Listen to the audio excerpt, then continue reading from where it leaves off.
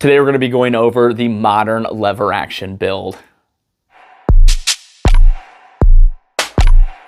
I posted some reels and shorts on YouTube, Instagram, and Facebook, and this thing absolutely blew up. I've got a ton of questions and messages about the build list and all the different companies that are a part of this, so I decided it'd just be easier to do one full video going over all the parts that are on this, who I went with, and then I can answer all those questions in this video.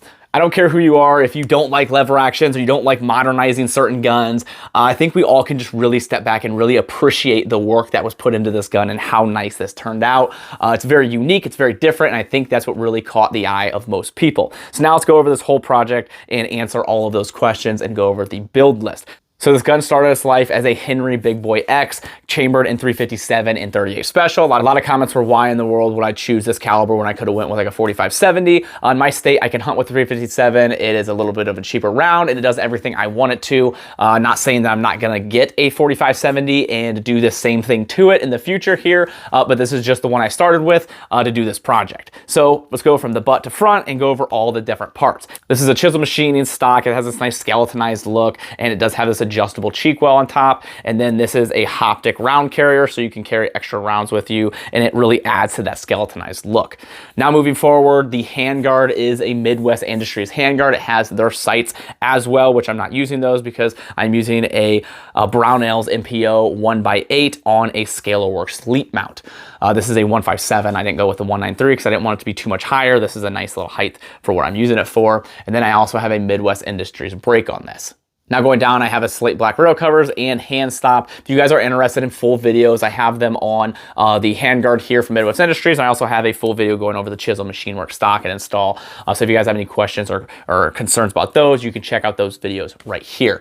Now the gun and the custom work that was done to it was done by Mad Pig Customs. There's a ton of things that they actually did to the gun, so I'm just gonna put a list of them here in B-roll so you guys can read those off instead of listing all those things off. But they did a lot of internal work, polishing. They did the Cerakote, and then they just made it look and feel a lot better. So they did a really good job with a finished product of this gun. Shoots a lot better, it's a lot more smooth, and with the Cerakote and everything, it just looks really sharp. I personally already had the Midwest Industries and chisel machine stock already on it. They usually, if you buy their package, will add those to it. So if you just have the stock gun and you send it to them, their price reflects on the fact that they'll add those things to it. I personally already had them on there, so it's one less thing or a couple less things they had to do. But this thing as a whole turned out so nicely. Really happy with it. Going to be doing hunting here soon with it when that all opens up here in a couple weeks. Actually, when this video gets posted, it's probably already hunting season. But I'm definitely slightly hooked now and already planning the next lever action build. I have a handful of lever actions. I have some Golden Boys. I have a Yellow Boy, a Pawnee, a Henry 22. So I have a handful of lever actions, but none that quite are as cool and unique as this one. So I'm really happy I did this, and I really look forward to the next one I'm doing because I'll probably change the optic setup and do something a little bit different with it. But this is probably the way this is gonna stay for a while, and hope you guys like it. If you guys have any more questions or concerns, please put them in the comments. I'll gladly answer them if I can.